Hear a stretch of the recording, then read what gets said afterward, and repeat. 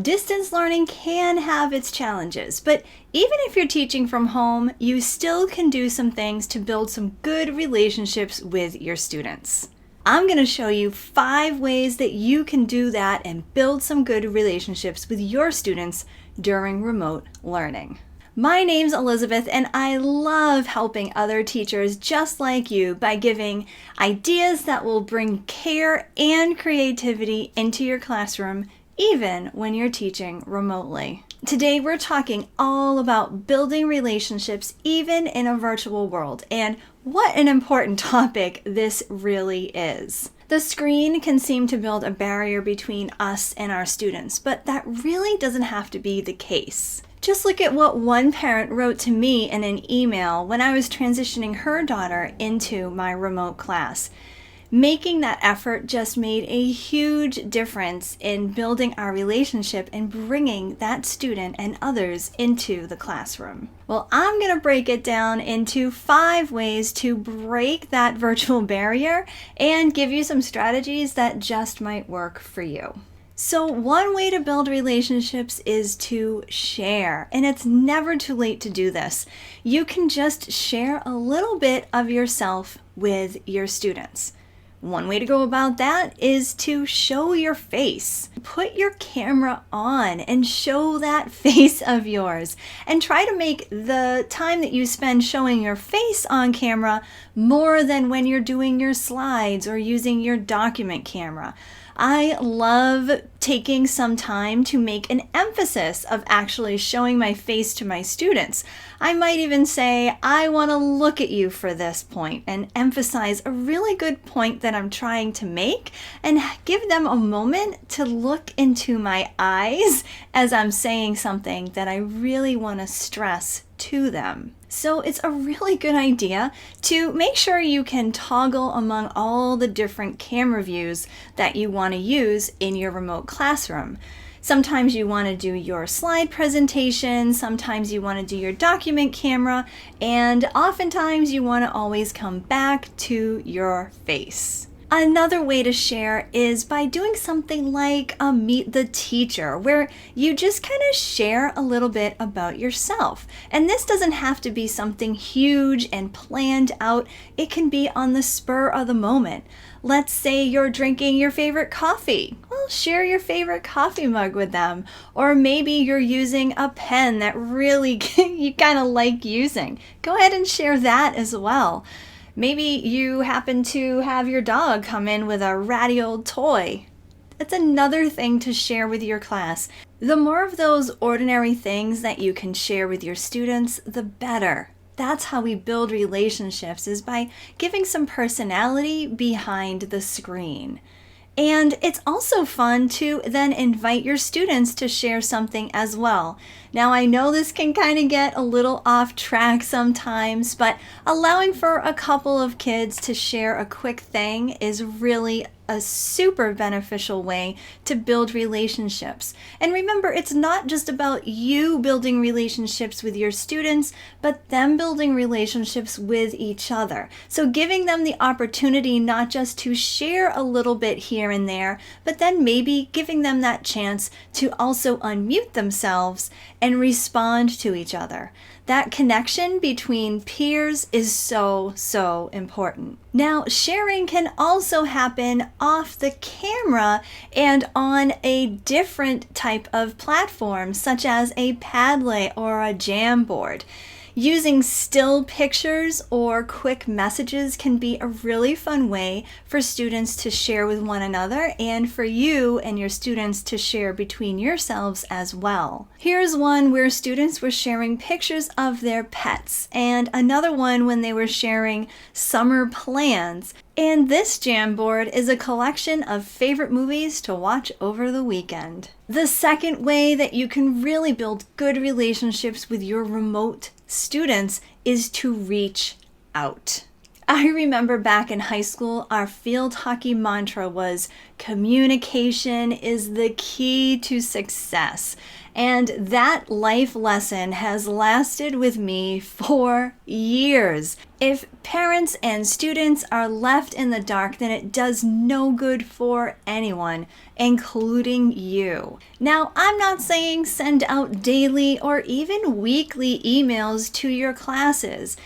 If you do, that's fantastic. Communication is great, but you don't want to burn out your parents, and you certainly don't want to burn out yourself with too much communication. But when it's something that's really important, or the beginning of a project, or your students are doing something great and you want their families to know about it and bring it up to them in the evening, then that is a great time to make sure that you're making some great communication home to parents and families. And you may even consider sending notes or emails or messages to your students as well. A little message can go a long way. You can even use your learning management system such as Google Classroom to do this kind of a thing.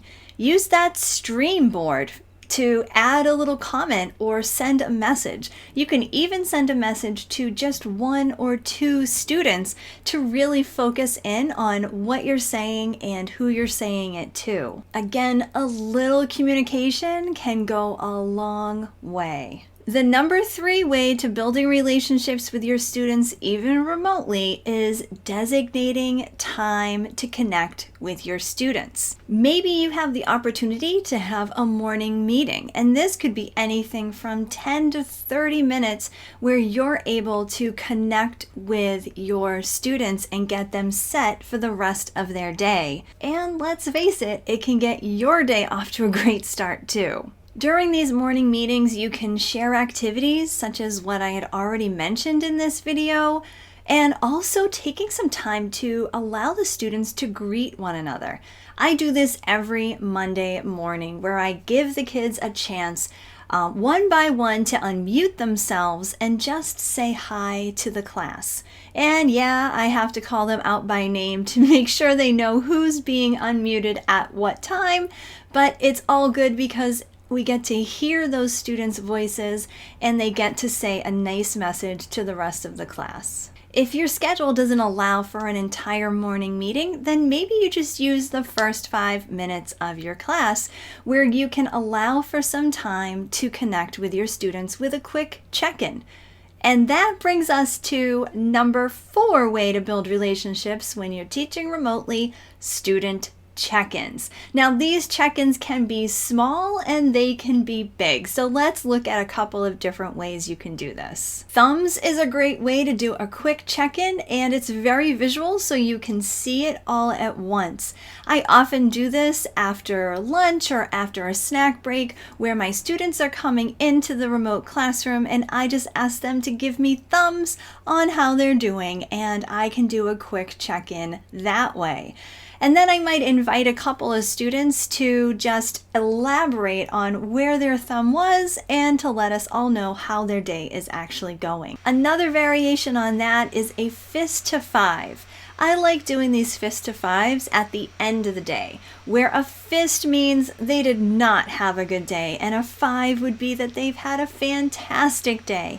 And if I feel I need to really check in with them, I can make a breakout room and do that, or I can make it a point to have them stay after everyone else has left so that we can chit-chat a little bit about what happened during their day. Another great way to check in with your students is to use highs and lows.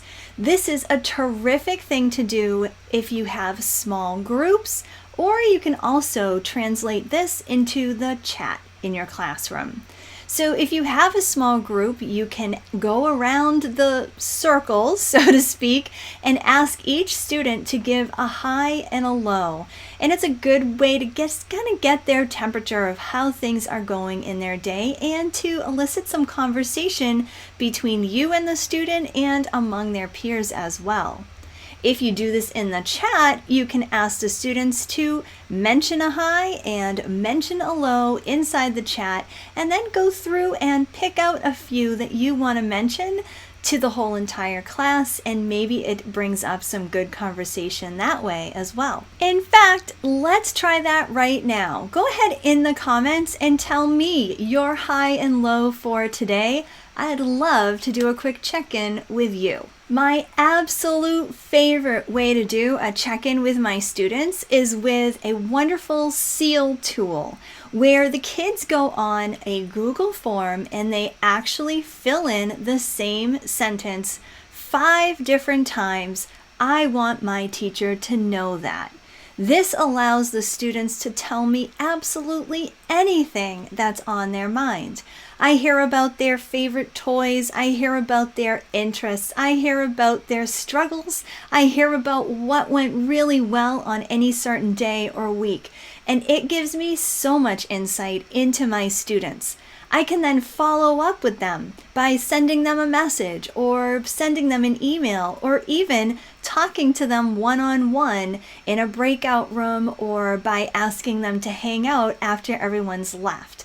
This is such a great way to really dig into what your students are thinking about. And I don't do this check-in just once in a while, but I actually do it once a week. That connection that we lose when we are not face-to-face can be rekindled by doing some of these check-ins and then following up with our students at a later time. If you want a copy of the Google form that I use every single week with my remote students, check it out in the description. I've got a link where you can grab that right now. The 5th way to build relationships with your remote class is to have some fun. Sometimes you just need to have a little fun, and scheduling this in is also a good idea. It boosts morale, it gets them to smile, and it certainly builds some relationships. These fun little ideas are great also to have in your back pocket just in case you have that extra 5 minutes or so that you need to make sure you're occupying their time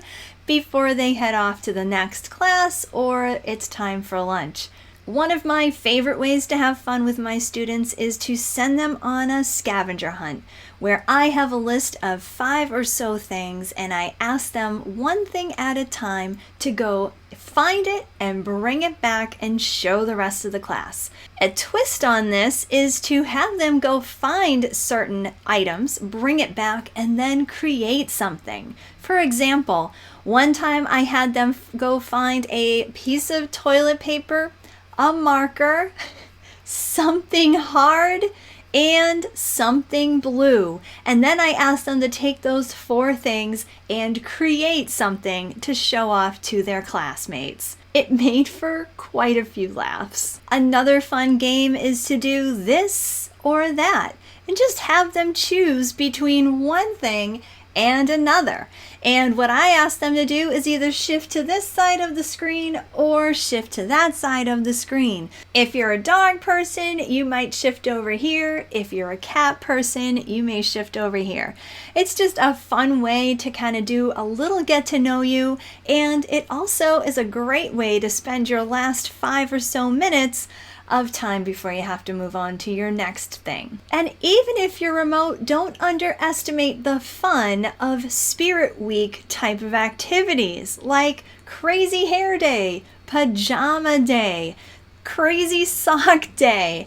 All those kinds of things still work in a remote classroom setting. Kids love getting dressed up and showing off some fun in their lives. And don't underestimate the value of creating things together as a class, even remotely. Do a directed drawing together, or maybe just a free draw. You could do some origami as a class, or any number of seal activities. I'll even link to some of these great opportunities down in the description for you. Creating art as a class, even online, is a great way to get to know each other and to build relationships. And if creating some art with your class is something you would like to know even more about, subscribe to my channel and hit that bell to be notified, because I'm going to be sharing with you so many more ideas and activities of just how to do that. The more you do to build relationships, the better. And you don't have to do it all. Choose a couple of things to start with, do what works best for you, and then build from there. And remember to always get yourself inspired so that you can be inspiring to your students. Okay, so now it's time for you to choose the next video you're gonna watch. Maybe it's this one about building trust with your students, or maybe you wanna try this activity with your students and create something together. Whichever one you choose, I can't wait to see you in the next video.